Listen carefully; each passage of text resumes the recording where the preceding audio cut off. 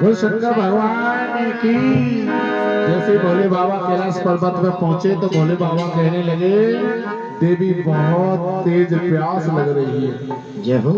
और जब प्यास लगने लगी तो बाबा ने जानबूझ के शब्द बोला, क्यों कि समुद्र मंथन करना था।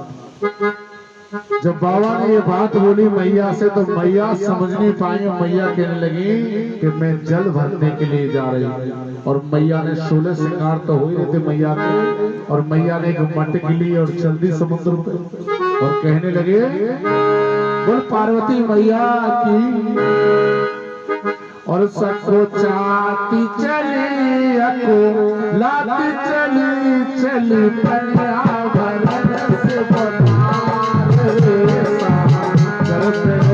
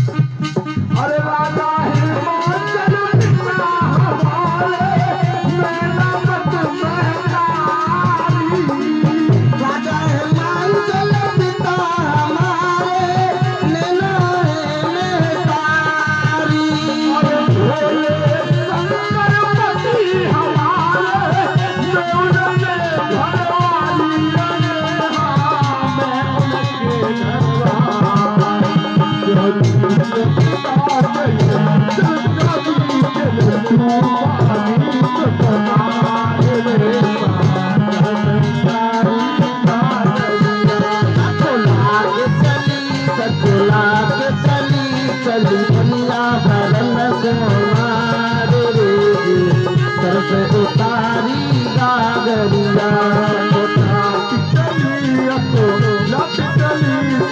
पनिया भरन तुम्हारी घर पे तारी गागरिया भाग चली अखलाग चली चली पनिया भरन सुवनार रे सागर पे उतारी गागरिया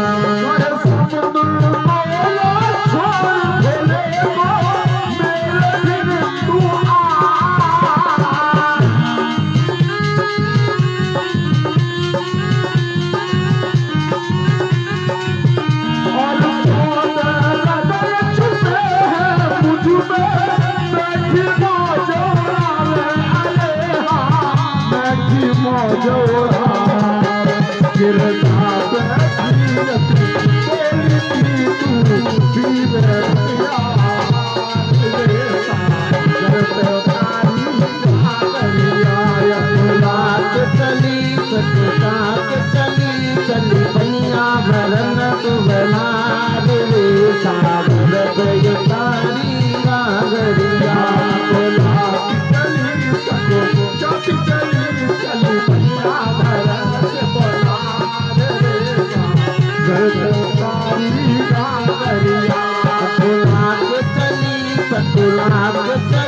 चली पनिया भरन सुवनार रे सागर पे उतारी गागरिया। मैया क्रोधित हो गए। मैया ने जब सुना कि ये ऐसी बात कर रहा तो मैया क्रोधित होकर क्या हुआ? अरे क्रोधित हो गई है घोड़ा, घोड़े के धिनाई।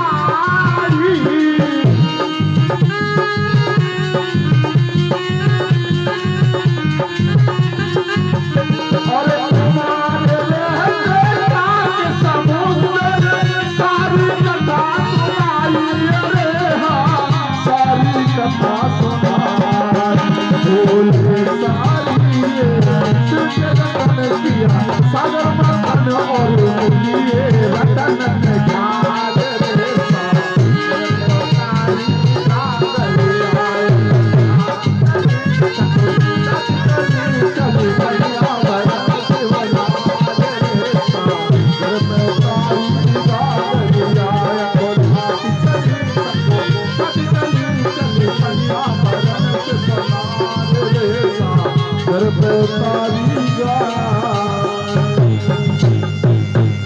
बोले पार्वती मैया की, बोले शंकर भगवान की, वेद व्यास भगवान की जय जय श्री राधे श्याम।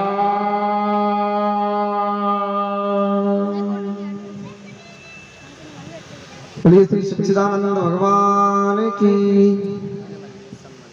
प्यारे भक्तों, श्री सुखदेव जी महाराज वर्णन करते हैं कि हे राजन परीक्षित, भगवान की कथाएं परम रसमयी हैं।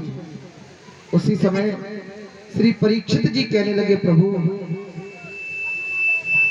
आपसे निवेदन है कि आपने मुझे प्रसूति के बारे में तो बताया, अब मुझे आप आकुति के बारे में बताएं। उसी समय श्री सुखदेव जी महाराज कहने लगे कि हे राजन परीक्षित, इन आकुति का विवाह रुचि प्रजापति के साथ में हुआ। बड़े सुंदर तरीके से इनका समय व्यतीत हुआ, परम आनंद की प्राप्ति हुई। उसी समय सुखदेव जी कहने लगे कि हे राजन परीक्षित, मैंने आपको स्वायमनु और शतरूपा की दो संतानों के बारे में बताया, एक आकुति और प्रसूति। अब मैं तुम्हें एक पुत्र के बारे में बताता हूँ।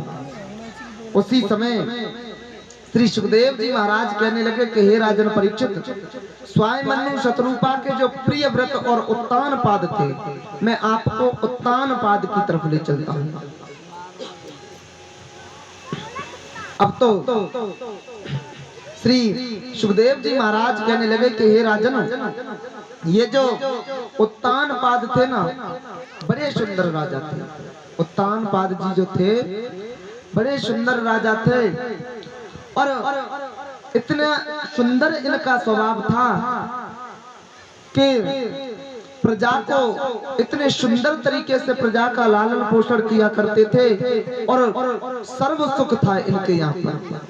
प्यारे भक्तों, कहते हैं जहां पर सर्व सुख हो, और श्रीमद् भागवत कथा में कहा भी गया है और कहते भी हैं कि इस संसार में सर्व सुखी कोई पहले तो हुआ नहीं है।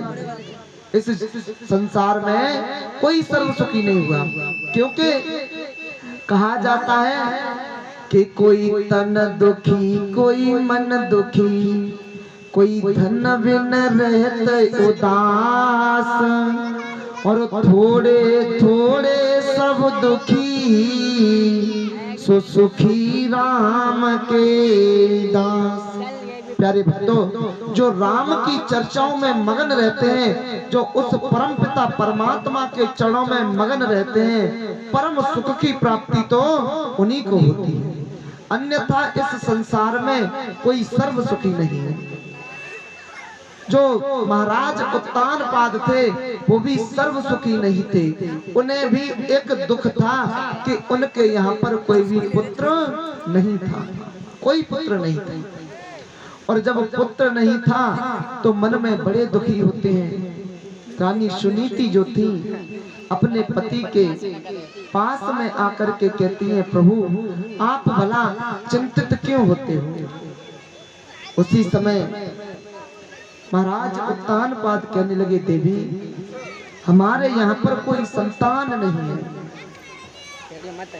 सुनीति मैया कहने लगी, प्रभु आप एक कार्य करिए, आप दूसरा विवाह कर लीजिए। यदि मुझसे संतान नहीं हुई तो क्या हुआ, आप दूसरा विवाह कर लीजिए। प्रभु जब आप अपना दूसरा विवाह कर लोगे तो निश्चय ही आपके संतान अवश्य हो जाएगा। उसी समय महाराज उत्तानपाद कहने लगे, देवी